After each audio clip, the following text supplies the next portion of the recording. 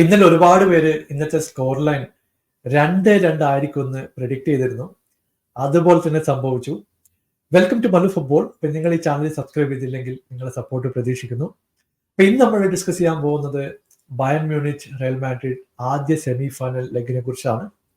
ശരിക്കും പറഞ്ഞാൽ ഒരു അപ്പ് ആൻഡ് ഡൗൺ ആയിട്ടുള്ള മത്സരമായിട്ടാണ് എനിക്ക് തോന്നിയത്.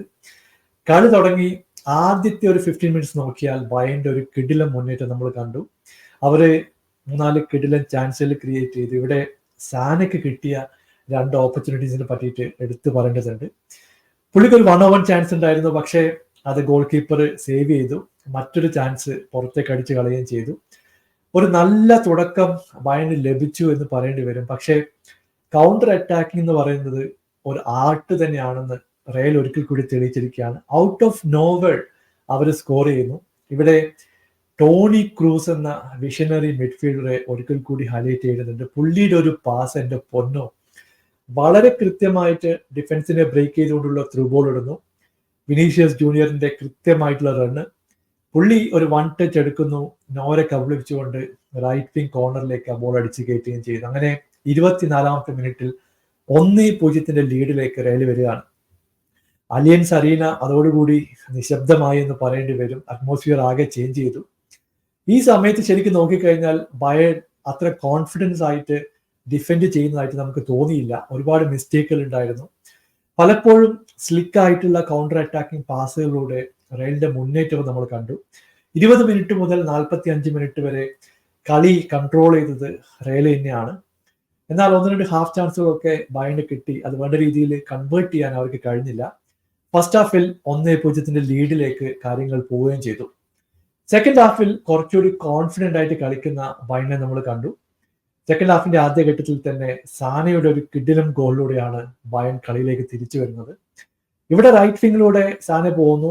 1-2 ആൾക്കാരെ ഡ്രിബിൾ ചെയ്ത് ബോക്സിനടുത്ത് വെച്ചിട്ട് ഒരു ഷോട്ട് എടുക്കുന്നു. ഈ ബോളിന്റെ സ്പീഡും പ്രിസിഷനും കൊണ്ട് മാത്രമാണ് അത് ബോക്സിലേക്ക് എത്തിയത്. കിടിലം ഷോട്ടായിരുന്നു. അങ്ങനെ 53-ാമത്തെ മിനിറ്റിൽ 1-1 ബയൺ കളിയിലേക്ക് തിരിച്ചു വരുന്നു.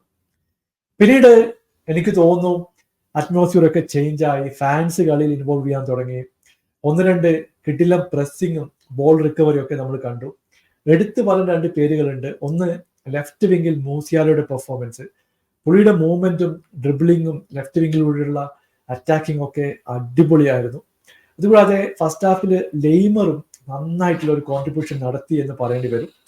അങ്ങനെ കളി തുടങ്ങി മറ്റൊരു ഓപ്പർച്യൂണിറ്റി ബയൺ ഇവിടെ ക്രിയേറ്റ് ചെയ്യാണ്. 57-ാമത്തെ മിനിറ്റിൽ മൂസിയാലയെ ബോക്സിൽ വെച്ചിട്ട് വാസ്കസ് ഫൗൾ ചെയ്യുന്നു. ഓൺഫീൽഡ് റഫറി പെനാൽറ്റി അനുവദിക്കുകയും ചെയ്തു. കെയ്ൻ ഈ പെനാൽറ്റി എടുക്കാൻ വരുന്നു. 57-ാമത്തെ മിനിറ്റിൽ 2-1 ലീഡിലേക്ക് ബയൺ എത്തുകയാണ്. അതോടുകൂടി എനിക്ക് തോന്നുന്നു കോൺഫിഡന്റ് ആയിട്ട് ബയൺ പ്രസ് ചെയ്യാൻ തുടങ്ങി.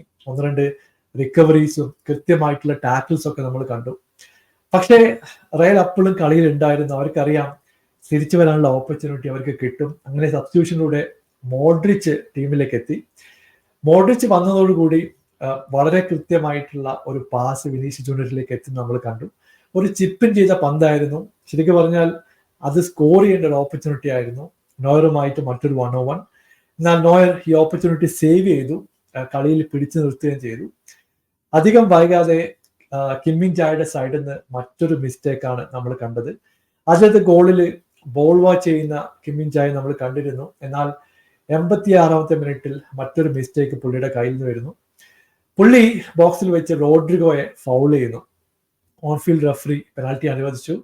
വിനീഷ്യസ് ജൂനിയറിന്റെ 2ാമത്തെ പെനാൽറ്റി വളരെ കൃത്യമായിട്ട് പുള്ളി കൺവേർട്ട് ചെയ്യുന്നു. അങ്ങനെ 2-2 എന്നുള്ള സ്കോറിലേക്ക് കാര്യങ്ങൾ പോവുകയാണ്. അപ്പൊ നമ്മൾ പറഞ്ഞതുപോലെ 2 ടീമുകൾക്കും ചാൻസുകൾ ഉണ്ടായിരുന്നു. 2 ടീമുകളും മുന്നോട്ട് പോയ സിറ്റുവേഷൻ ഉണ്ടായിരുന്നു. പക്ഷേ കളി അവസാനിക്കുമ്പോൾ 2-2 എന്നുള്ള നിലയിലാണ് സ്കോർ പിരിഞ്ഞത്. എന്തായാലും കിടിലം മത്സരമായിരുന്നു. അപ്പോൾ റിസൾട്ടിനായിട്ട് നമുക്ക് സെക്കൻഡ് ലെഗിനായിട്ട് കാത്തിരിക്കേണ്ട സിറ്റുവേഷൻ ആണ്. ബാർണബൂ സ്റ്റേഡിയത്തിൽ മറ്റൊരു പെർഫോമൻസ് നമ്മൾ എക്സ്പെക്ട് ചെയ്യുന്നു. നിങ്ങളുടെ അഭിപ്രായം താഴെ അറിയിക്കുക. പുതിയൊരു വീഡിയോയുമായി വീണ്ടും കാണാം. Thank you so much for watching. Bye for now.